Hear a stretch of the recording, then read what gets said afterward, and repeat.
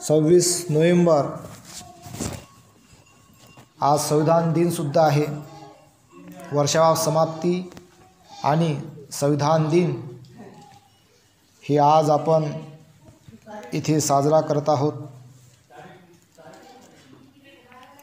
26 November 1949 रोजी या देशाला डॉक्टर बाबासाहेब आंबेडकरांनी संविधान बहाल केलं. राष्ट्रपतींना ते सुपूर्द केलं. त्यांच्याबरोबर काही मंत्रिमंडळ होतं, नेतेगण होते. त्यांच्या समवेत डॉक्टर बाबासाहेब आंबेडकरांनी राष्ट्रपतींना संविधान बहाल केलं. तेव्हापासून या संविधानाला, या देशाला कायद्याचं स्वरूप लागलं आणि हा देश समता, स्वातंत्र्य, बंधुत्व, न्यायाने जगायला सुरुवात झाला. या देशामध्ये समता स्थापन झाली. या देशामध्ये स्वातंत्र्य स्थापन झालं, बंधुत्व स्थापन झालं आणि न्याय स्थापित झाला. या भारतीय संविधानामध्ये संपूर्ण मानवजातीचं कल्याण दडलेलं आहे, त्यांचं मंगल दडलेलं आहे. भारताच्या संविधानामध्ये जेवढंही लिखाण झालेलं आहे त्यामध्ये जो सार आहे तो सार भगवान बुद्धांच्या धम्माचा आहे. धम्म हा कुठल्याही एका समुदायाचा नसून धम्म हा मानवजातीचा कल्याणाचा आणि प्रगतीचा मार्ग आहे. त्याला सोडून जगता येत नाही. मग तो जगातला कुठलाही माणूस असो, त्याला धम्माचं श्रवण करावंच लागते, त्याला धम्म ग्रहण करावं लागते. आता धम्म काय आहे? धम्म आहे पंचशील. पानातिपाता, अदिन्नदाना, कामेस्मिचारा, मुसावादा, सूरा, मेरय म्हणजे पमाठाना, वेरमणी, सिक्खापदम, समाधी आहे. हे 5 शिला आहे. हे धम्माची पहिली पायरी, सुरुवात. आणि हाच धम्म भगवान बुद्धांच्या नंतर भिक्खुगणांनी आणि त्या काळामध्ये प्रचार आणि प्रसार करणारे जे विविध स्वरूपामध्ये विविध पंथाचे जे संत महापुरुष त्या काळामध्ये त्यांनी भगवान बुद्धांच्या धम्माचा प्रचार प्रसार केला.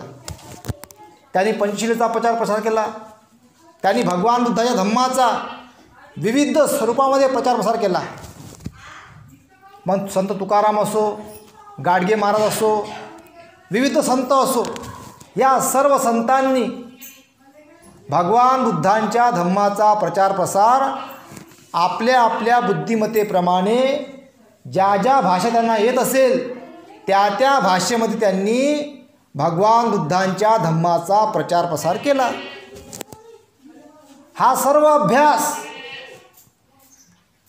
डॉक्टर बाबासाहेब आंबेडकरांनी भगवान बुद्धांपासून तर त्यांच्या काळापर्यंत फॉरेनच्या युनिव्हर्सिटीमध्ये जाऊन, जगामध्ये मोठ्या मोठ्या युनिव्हर्सिटीमध्ये जाऊन, विद्यापीठामध्ये जाऊन त्यांनी अभ्यास केला, शिकले, डिग्री मिळवली. आणि हा संपूर्ण त्यांनी अभ्यास करून हा सर्व सार जो आहे संत महापुरुषांच्या विचारांचा भारतामध्ये अभ्यास करून हा संपूर्ण सार डॉक्टर बाबासाहेब आंबेडकरांनी त्या संविधानामध्ये पेरला. आता संविधानामध्ये ज्या एक कलमा आहेत हे सर्व संत महापुरुषांचे विचार आहेत. आणि त्यामध्ये सर्वात महत्त्वाच्या कलमा आहेत 5 शिलावर. काय मनुष्य जातीनं, या मनुष्य प्राण्यानं 5 शिलावर जगलं पाहिजे, 5 शिलाचं पालन केलं पाहिजे. त्यांनी हे 5 शिलं तोडता कामा नये. आणि सगळे मनुष्य प्राणी आपसामध्ये बंधुभावाने नांदले पाहिजे. म्हणून हे 5 शिलं संविधानामध्ये पेरले आहे. पहा तुम्ही, त्यासाठी डिपार्टमेंट बनलेलं आहे. स्पेशल पोलीस डिपार्टमेंट आहे, आर्मी आहे, विविध खातं आहे, सगळे अधिकार क्षेत्र आहे, न्यायालय आहे. हे 5 शिलाचं पालन केलं पाहिजे म्हणून इतकं मोठं संविधान तयार करायला लागलं. फक्त 5 शिला आहे मेन, सुरुवात तिथूनच आहे. या 5 शिलाचं पालन केलं पाहिजे म्हणून एवढ्या मोठ्या कलमा बनल्या. फक्त 5 शील. हिंसा करू नका म्हणते, चोरी करू नका, व्याभिचार करू नका, खोटं बोलू नका आणि व्यसन करू नका म्हणते. किती चांगला कायदा आहे. याच्यावर कलमा बनलेला आहे. याच्यावर फक्त 5 शिला माणसानं पालन केलं ना, त्याचं कल्याण झालं, मंगल झालं आणि हे सर्वांना लागू आहे. फक्त फरक हाच आहे, आपण ते 5 शिलं पाली भाषेत म्हणतो. आता यांना पाली भाषेमध्ये स्वीकार करायचा नाही स्वीकार करायचा यांचा विषय, तुम्ही तुमच्या भाषेत म्हणा. 5 शील लागू आहे संपूर्ण जगामध्ये. फक्त भारतातच नाही तर भारतामधला भगवान बुद्ध संपूर्ण जगानं स्वीकार केला आणि त्यांनी आपल्या देशामध्ये 5 शिला लागू केले. 5 शिलावर कायदे लागू केले. या 5 शिलावर कायदा बनलेला आहे, भारतीय संविधान बनलेलं आहे. हिंसा केली जेल, चोरी केली जेल, व्याभिचार केला जेल, खोटी साक्ष दिली कोर्टामध्ये जेल आणि गाडी व्यसन पिऊन दारू पिऊन जर गाडी चालवली का जेल. म्हणजे का हे नियम आहे. यासाठी हे नियम आहे, पंचशील आहे का आपण चांगले बनलो पाहिजे, आपण चांगले मनुष्य बनलो पाहिजे, आपण चांगला माणूस बनलो पाहिजे म्हणून हे 5 शिला आहे. आणि याचं पालन झालं पाहिजे म्हणून डिपार्टमेंट आहे, पोलीस डिपार्टमेंट आहे. आपले मित्र आहेत ते कल्याण मित्र आहेत, ते म्हणतात तुम्ही कायद्यानं चाला. ट्रॅफिक पोलीस आहे, दारू पिऊन गाडी चालवू नका, सुज्ञीमध्ये गाडी चालवा, नियमानं गाडी चालवा. याच्यावर सगळं आधारित ते. आणि मग शील तुटलं समजून घ्या, मग कोर्टात गेला तर तिथं मग न्यायाधीश सांगते का रे बाबा आता चालशील ना बरोबर, हां तुला आता एवढ्या दिवस सजा भोगून घे ना, आता चांगला राहायचो. सजा पूर्ण झाली का मग जेव्हा सुट्टे ना तो त्याला सांगते चांगला राहायचो. नियम आहे. आपलं संविधान हे म्हणते 100 गुन्हेगार सुटले तरी चालतील पण एका बेगुन्ह्याला सजा नाही झाली पाहिजे. इतकं पवित्र संविधान आहे. आता बघा, काही लोक जर प्रामाणिक असूनच जेल भोगत असतील तर यांचं काय होते इथंही सांगावं लागेल ना. इथं कर्म लागू होते मग धम्माचा. कर्मविपाक, प्रतित्य समुत्पाद. एखाद्याला समजून घ्या खोट्या याच्यामध्ये फसवलं, जर तो जेलात गेला असेल बिचारा, त्याचा कोणत्याही प्रकारचा गुन्हा नसेल, याचा दोष ज्यानं त्याला फसवलं त्याला लागते, त्यालाही लागते आणि त्याच्या येणाऱ्या पिढ्यालाही लागते. मग भोगा लागते ते. मग म्हणतो ना कायद्याच्या चौकटीमध्ये सुटला, धम्माच्या चौकटीमधून सुटला नाही. धम्म बडा बलवान,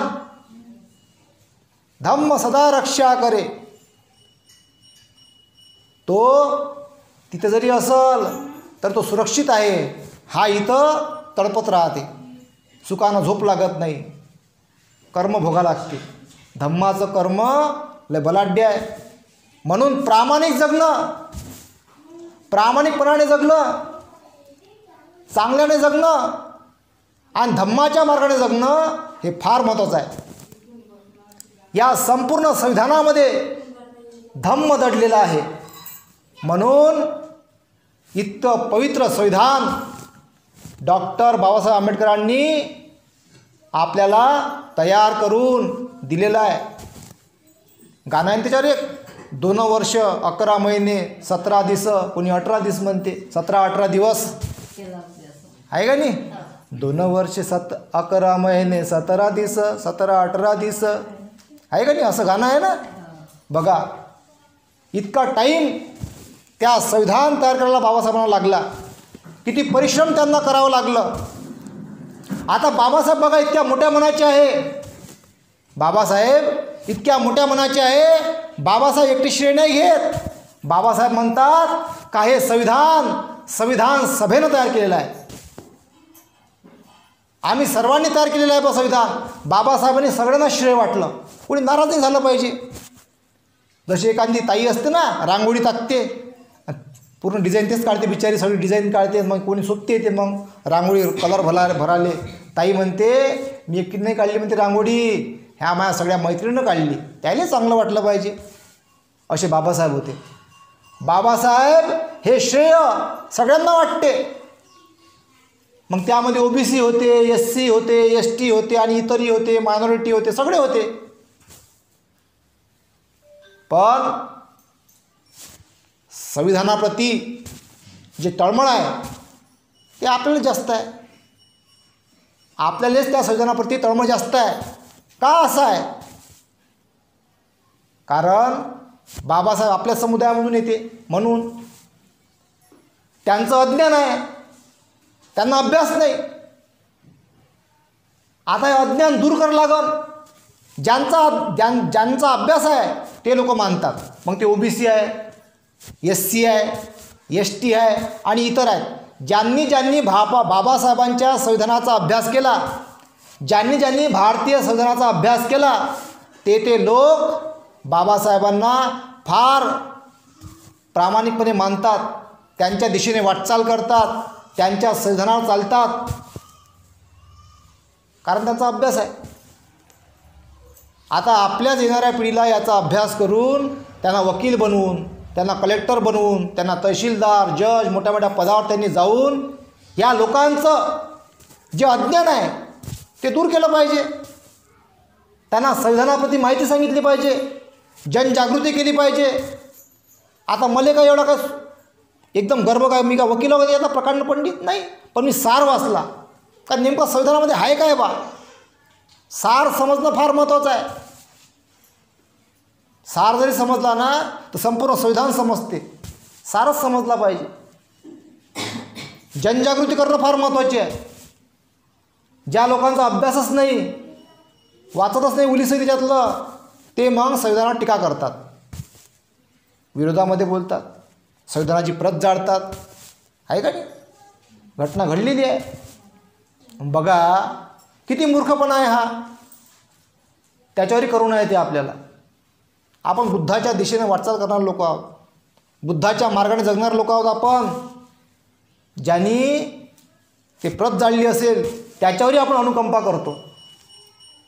नादान आहे बिचारा, अज्ञानी आहे, मूर्ख आहे, अंधभक्त आहे, त्याला माहीतच नाही संविधान काय आहे.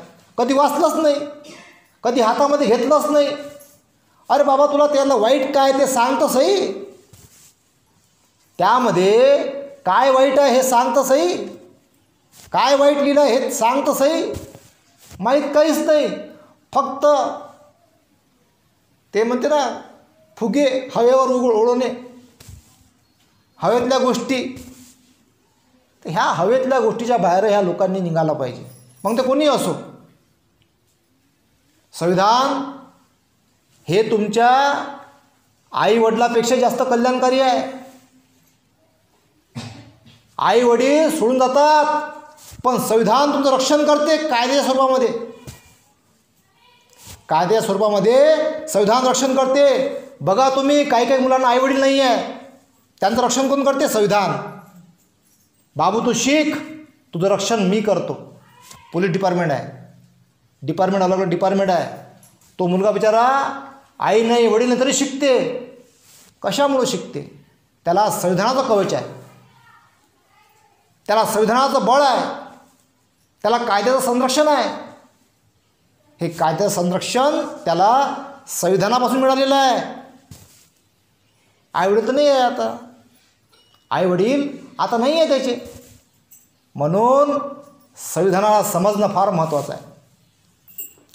म्हणून आजच्या संविधानाच्या दिनानिमित्तानं आपण सर्वांनी संविधानाची जनजागृती करणं फार महत्त्वाचं आहे. या संविधानामध्ये सार काय सांगायचा? सार सांगायचा असतो का या संविधानामध्ये छत्रपती शिवाजी महाराजचे विचार आहे, गाडगे बाबाचे विचार आहे, संत तुकारामाचे विचार आहे, बिरसा मुंडाचे विचार आहे, उस्ताद लवजी साळवेचे विचार आहे. आणि अण्णाभाऊ साठे सांगूनच गेले, जग बदलून घालून घावं, मज सांगून गेले भीमराव. याच्यावरच अभ्यास करावा लागतो त्यांना. आता काय सांगून गेले बाबासाहेब, काय सांगून गेले भीमराव? याचं वाचन करा म्हणा. आता अण्णाभाऊ साठे म्हणाले, साहित्यरत्न अण्णाभाऊ साठे म्हणाले, जग बदलून घालून घाव, मज सांगून गेले भीमराव. याचा अर्थ बघा किती मोठा होते. याच्यावर जरी अभ्यास केला ना त्यांच्या समुदायाच्या लोकांनी, पुरा बाबासाहेब समजते. आता काही जणांनी अभ्यास केला, त्याला समजलं बिचारायले, ते आले इकडं, काही राहिले मागं अजून, त्यांनी अभ्यास करावा. अण्णाभाऊ साठेच वाचा पहिले. बाबासाहेब लय दूरची गोष्ट आहे, पहिले अण्णाभाऊ साठेला वाचून घ्या.